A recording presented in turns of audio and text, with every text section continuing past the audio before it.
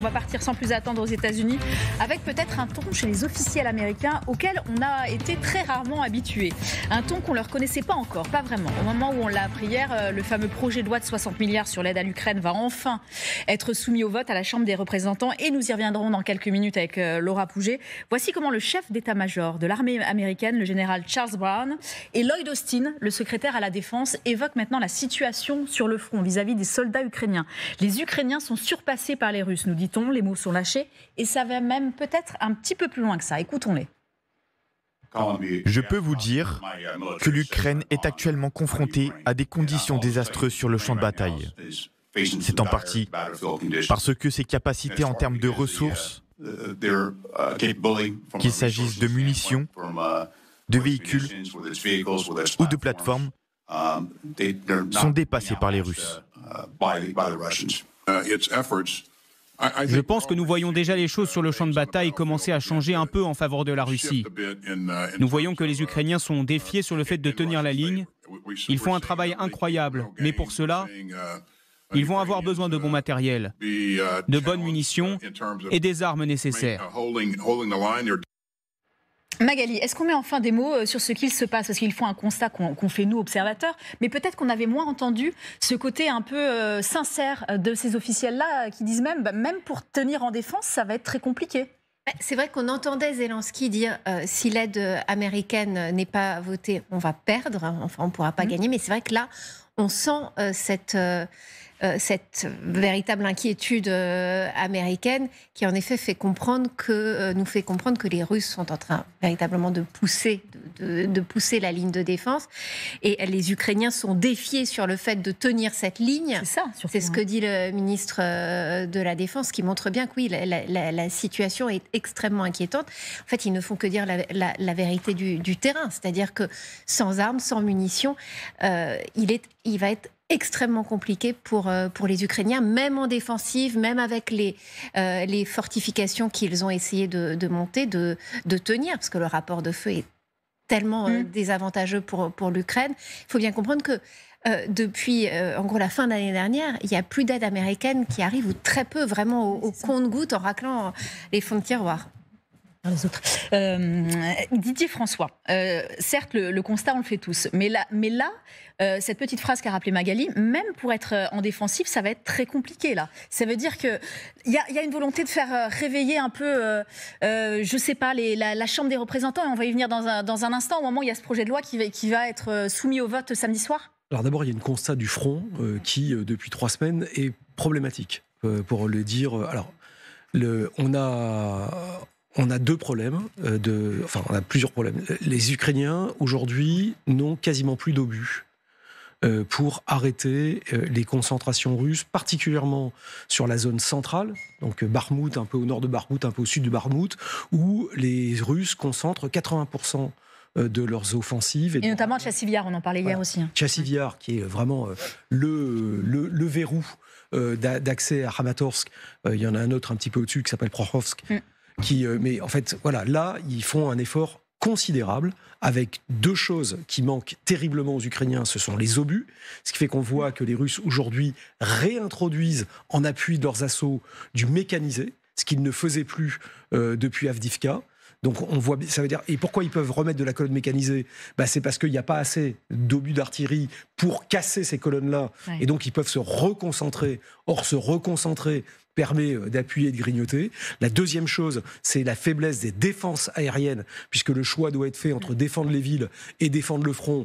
Et on voit, par exemple, sur au-dessus de Tchassizyar, aujourd'hui, les Sukhoi 24 et 25 passer très très très près des lignes et avec leur capacité de tirer des bombes planantes qui ont une portée de 60 km, donnent en fait en capacité d'appui aux Russes une capacité à concentrer les feux sur leurs axes de grignotage. Alors ils n'arrivent pas à percer et à faire que ça s'effondre, et a priori à ce stade les Ukrainiens arrivent à contenir ça, mais ils ont été obligés de faire une manœuvre importante d'envoi de renforts. C'est-à-dire qu'ils ont enlevé, par exemple, des troupes du côté de Robotinier, au sud, ou de Kherson. Là où la contre-offensive avait démarré des Ukrainiennes. Donc là où ils ont laissé que 6 brigades territoriales, une d'infanterie, une méca, une blindée, pour envoyer tout ce qu'il y avait de plus, faire du renfort sur l'ensemble des endroits où ils sont attaqués. Donc on voit bien qu'il y a cette manœuvre de bascule qui fait.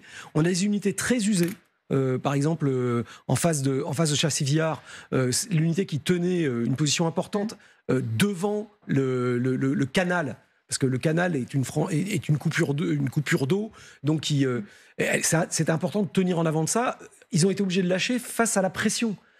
Parce qu'ils ont des pertes aussi importantes et une difficulté aujourd'hui à repasser en rotation. Donc là, pour essayer de répondre à ça, on voit que le Parlement et le gouvernement ukrainien viennent de passer la loi mobilisation, mais le temps de monter en puissance avec les formations, on ne sera pas avant cet été. On voit que les Russes... Et puis sans la possibilité de rotation, on en parlait, de ceux qui ont 36 mois de vie sur le front. Qui par ailleurs, attention, sont les plus efficaces. On a un deuxième problème, si on regarde les chiffres en réalité, regarde ce que font les services de renseignement, c'est 35% des brigades ukrainiennes qui assument 80% des combats.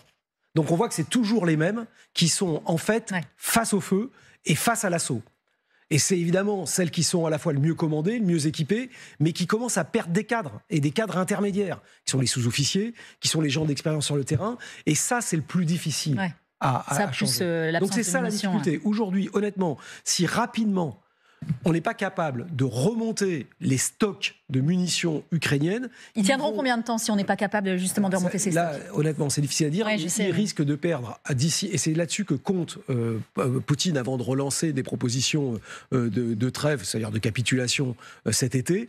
Il espère regrignoter d'ici l'été l'ensemble des kilomètres carrés qui avaient été pris pendant la contre-offensive et un peu plus, c'est-à-dire affaiblir le Velrouh de Chassivillard C'est exactement ce que dit Boudanov, on l'entendra dans le Washington Post. Il dit voilà l'objectif de Poutine, et nous on a un plan, on y viendra dans un instant, et il évoque quelques pistes. Général Desportes, les mots sont forts quand même. L'Ukraine surpassée, nous dit ce chef d'état-major américain.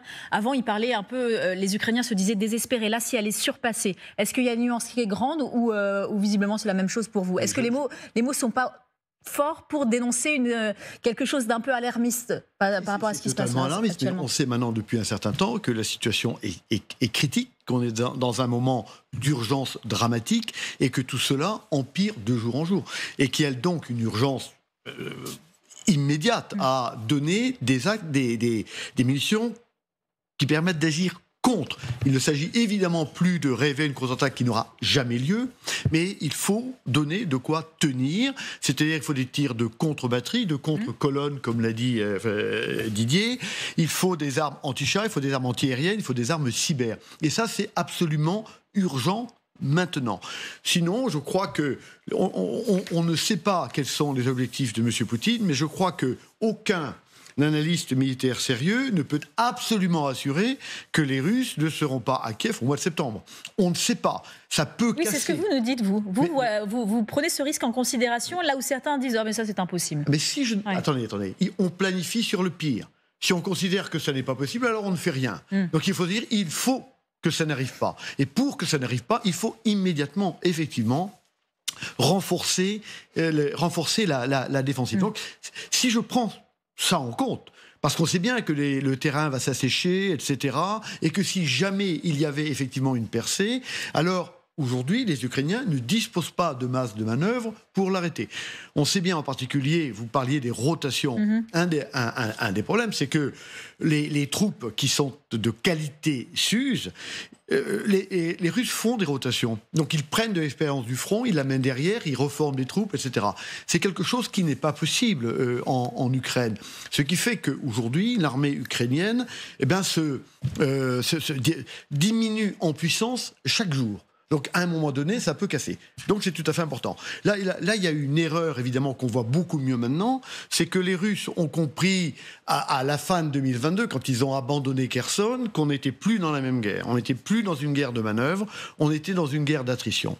Alors, ils se sont dit, on va la préparer, une guerre d'usure. Et donc, pendant un an, ils ont bâti la ligne sur Viking et ils ont tenu. Et les Ukrainiens auraient pu, à ce moment-là, se dire, on va basculer. Ils ne l'ont pas fait, et donc aujourd'hui, moi, ma crainte, c'est qu'il ne soit trop tard. Et que ça aille très vite.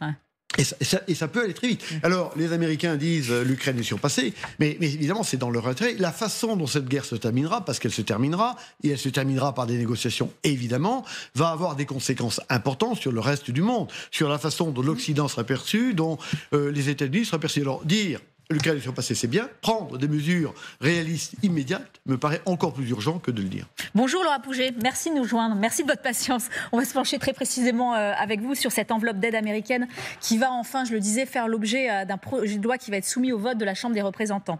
Quel est le montant de cette enveloppe? Vous allez nous le dire. Que contient ce projet de loi, Laura?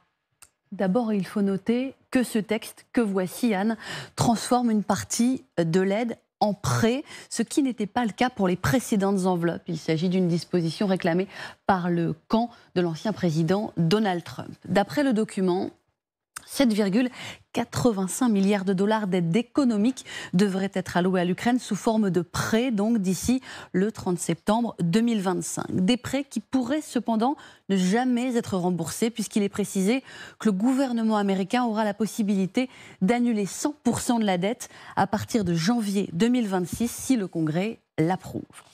Concernant l'aide militaire maintenant, ce sont 28 milliards de dollars qui devraient y être consacrés, en partie ainsi découpés. 13,8 milliards iront au programme Ukraine Security Assistance Initiative, par lequel le Pentagone signe des contrats avec les entreprises de défense américaines pour fournir à Kiev des équipements. Et un peu plus de 13,4 milliards de dollars iront au remplacement et à la réparation des armements fournis à l'Ukraine, ainsi qu'à la formation de ses soldats. Par ailleurs, la presse ukrainienne se fait l'écho ce matin d'une disposition particulière stipulant que l'administration Biden doit fournir à l'Ukraine des missiles ATACMS dès que possible aux Ukrainiens, Biden pouvant reporter cette décision même en cas de vote s'il la juge préjudiciable aux intérêts de sécurité nationale des États-Unis. Cette proposition de loi, elle a été préparée et présentée par Mike Johnson, cet homme, le président républicain de la Chambre des représentants, et elle est évidemment soutenue par Joe Biden, qui s'est fendu hier d'une tribune au Wall Street Journal pour le clamer. Je vais le citer. « Monsieur Poutine a tenté sans relâche de briser la volonté du peuple ukrainien. Il a échoué. Il essaie désormais de briser la volonté de l'Occident. Nous ne pouvons pas le laisser réussir. » Et d'ajouter que c'est un plan solide et sensé et qu'il ne devrait plus être tenu en otage par un petit groupe de républicains extrémistes de la Chambre. Et car c'est bien la prochaine étape, ça, la bataille à la Chambre des représentants, Laura. Exactement, Anne. Samedi, prochaine date, le texte sera voté ou non par la Chambre des représentants à majorité républicaine. Et ce dont toute la presse américaine se fait l'écho aujourd'hui, c'est la position fragilisée de Mike Johnson, le président de la Chambre, qui pourrait payer de sa position en faveur de la nouvelle aide à l'Ukraine. Mardi, écrit le Washington Post, lors d'une réunion à huis clos du comité d'études républicain de la Chambre des représentants, des élus ont incité la faction anti-Ukraine à utiliser tous les obstacles possibles pour bloquer l'examen du plan Johnson. Quand le New York Times explique, lui, que pour faire adopter son plan, Johnson doit maintenant rassembler juste assez de soutien de la part des démocrates et des républicains traditionnels au milieu de la résistance des républicains d'extrême droite. Et parmi les plus virulents, ces deux élus, républicains que voici, Marjorie Greene de Géorgie et Thomas Massie du Kentucky. La première a lancé une motion de censure visant à renverser Johnson, auquel le second s'est associé. De son côté, Mike Johnson exclut toute démission et met d'ailleurs de la force à défendre son plan, comme vous allez l'entendre avec ces mots prononcés hier au sortir de la Chambre. Écoutez. Je fais ce que je crois être la bonne chose à faire. Je pense que Vladimir Poutine va continuer à marcher sur l'Europe, qu'il pourrait aller dans les Balkans. Je pense qu'il pourrait y avoir un conflit avec la Pologne ou l'un de nos alliés de l'OTAN. Pour tout dire, je préfère envoyer des balles en Ukraine plutôt que des soldats américains.